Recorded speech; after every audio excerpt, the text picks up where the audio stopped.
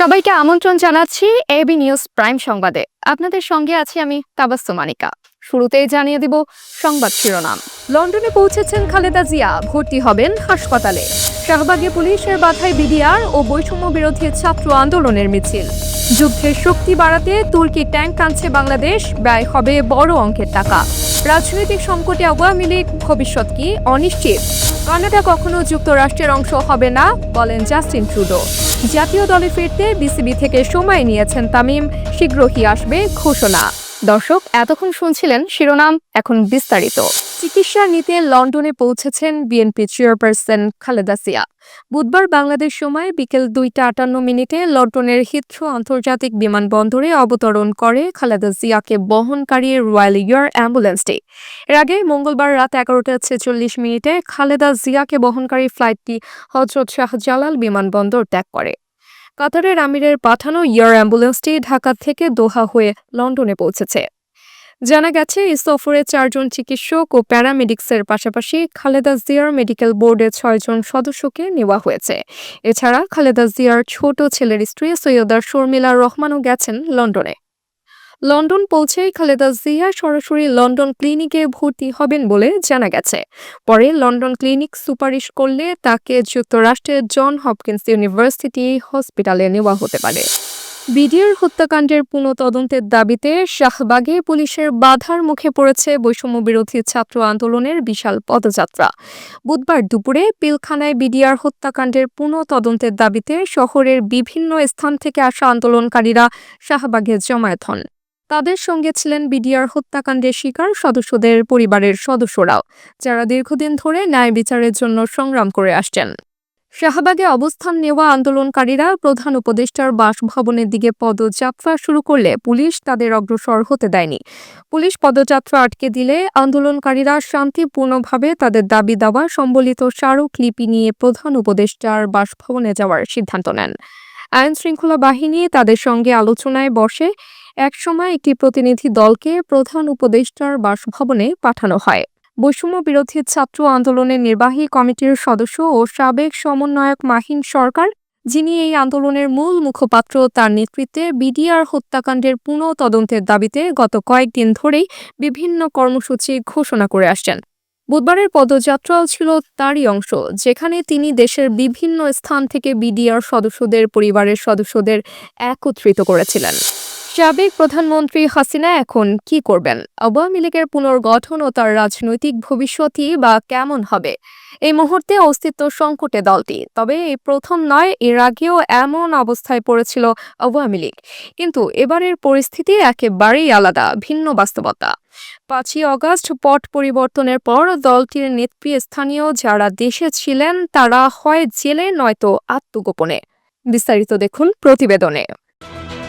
5ই August Sheikh Hasina যখন দেশ ত্যাগ করে দিল্লিতে আশ্রয় নেন, তখন যেন এক নতুন রাজনৈতিক সংকটের সূচনা হয়।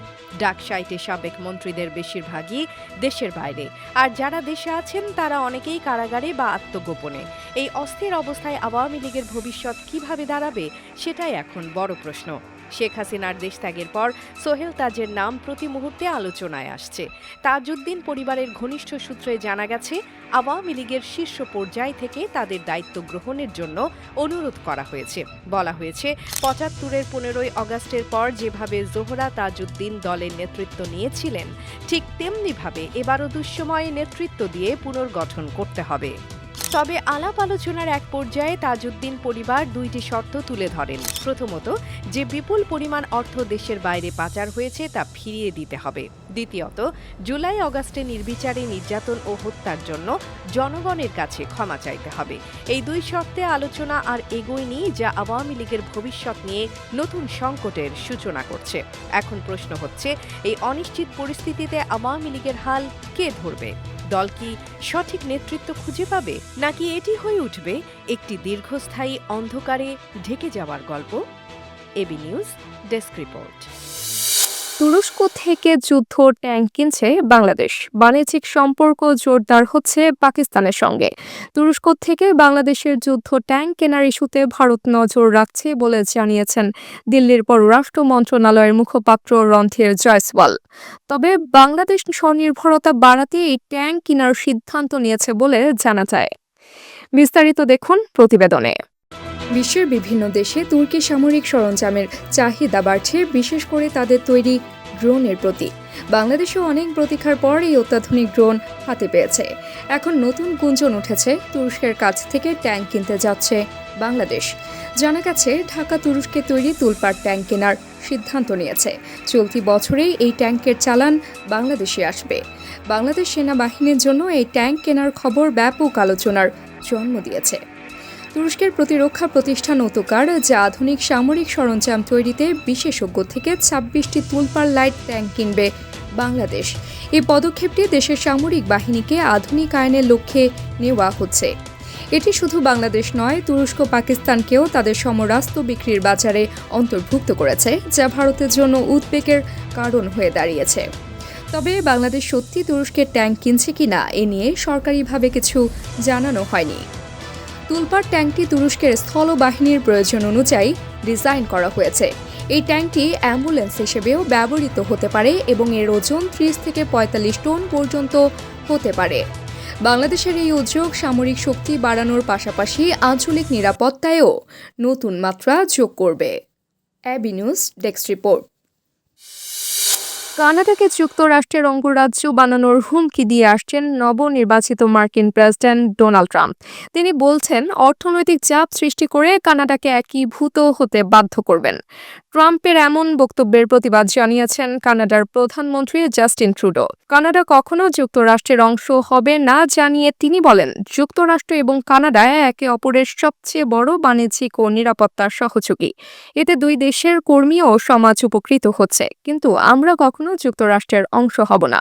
গত ৫ নভেম্বরে দ্বিতীয়বার প্রেসিডেন্ট নির্বাচিত হন ট্রাম্প। এরপরই কানাডিয়ান প্রধানমন্ত্রীকে গভর্নর ট্রুডো এবং কানাডাকে যুক্তরাষ্ট্রের ৫১তম অঙ্গরাজ্য হিসেবে অভিহিত করেন তিনি। এছাড়া কানাডার পণ্যের উপর শুল্ক আরোপ করবেন বলেও জানান তিনি। ক্ষমতা নেওয়ার আগেই ট্রাম্পের এমন আচরণে ক্ষুব্ধ হয়েছেন অনেকে।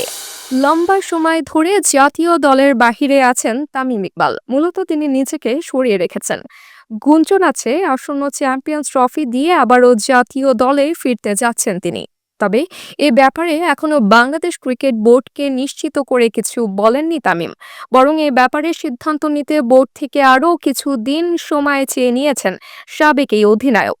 আজ সিলেটে তামিমের ফেরা প্রসঙ্গে সাংবাদিকদের প্রশ্নের জবাবে এসব তথ্য জানিয়েছেন বিসিবির প্রধান নির্বাচক গাজী আশরাফ লিপু। দর্শক, এতক্ষণ আমাদের সঙ্গে থাকার জন্য ধন্যবাদ। সর্বশেষ সংবাদ পেতে ভিজিট করুন আমাদের ওয়েবসাইট www.abnewsinternational.com এ। সেই সঙ্গে নিয়মিত ভিডিও নিউজ পেতে আমাদের ফেসবুক পেজ ও ইউটিউব চ্যানেলে চোখ রাখুন।